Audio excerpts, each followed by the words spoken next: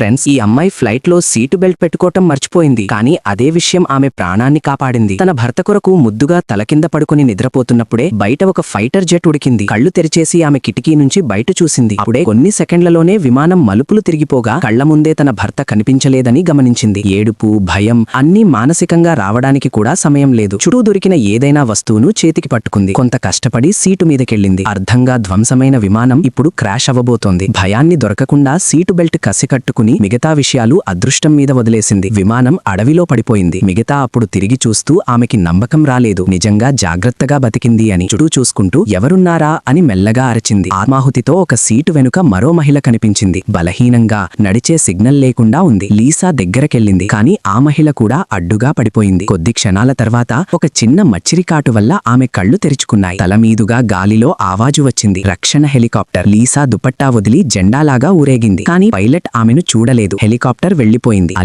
Lisa ధైర్యం కోల్పోలేదని, వీరు తప్పకుండా అడవిలో వెతుకుతున్నారు అని అనుకుని తిరిగి కేబిన్ లోకి వెళ్ళింది. కానీ మైదానం నుండి క్రమంగా జారుతున్నప్పుడు ఆమె హృదయం ఆగిపోయింది. ఒక పులి మృతదేహాలను కొడుతోంది. మెల్లగా వెనకు అడుగుని వేస్తూ దానికి కింద పడిన చీమలపై గమనించబడింది. పులి ఆ వైపుకు వస్తోంది. లీసా గుర్తించింది. పరుగెత్తటం ఉపయోగం లేదు. కానీ అప్పుడు గగనంలో నుండి హెలికాప్టర్ యొక్క శబ్దం వినబడింది. ఆ శబ్దం విని పులి భయపడి పారిపోయింది. లీసా ఊరేగిన శ్వాసతో భర్తను గుర్తు చేసుకుని ధైర్యంగా ముందుకు పోయింది. కాలం ఎక్కువగానే అయ్యింది. చివరగా ఆమె కొండ శిఖరం చేరింది. ఒక చెట్టు మీదుగా సాయం కోసం కష్టపడి ఊపిరి తీసుకుంటూ ఉన్నప్పుడు అదే పులి మళ్లీ ఎదురుకొచ్చింది. దిస్ టైం లీసాకు అదృష్టం తోడ్పడలేదు. పులి లీసా వైపుకు వస్తోంది. లీసా పరుగెత్తింది. పులి వెంటకు వచ్చింది. చివరికి ఆమె లోతైన గడ్డిలో పడిపోయింది. పులి అక్కడి నుండే వెనక్కెళ్ళింది. చిన్న నిశ్శబ్దం తర్వాత లీసా బయటకి వచ్చింది మరియు తన ప్రయాణాన్ని కొనసాగించింది. తదుపరి రోజు శిఖరానికి చేరినప్పుడు ఆమె ఎదుర్కొన్న దృశ్యం చూసి మానసిక షాక్లో పడిపోయింది.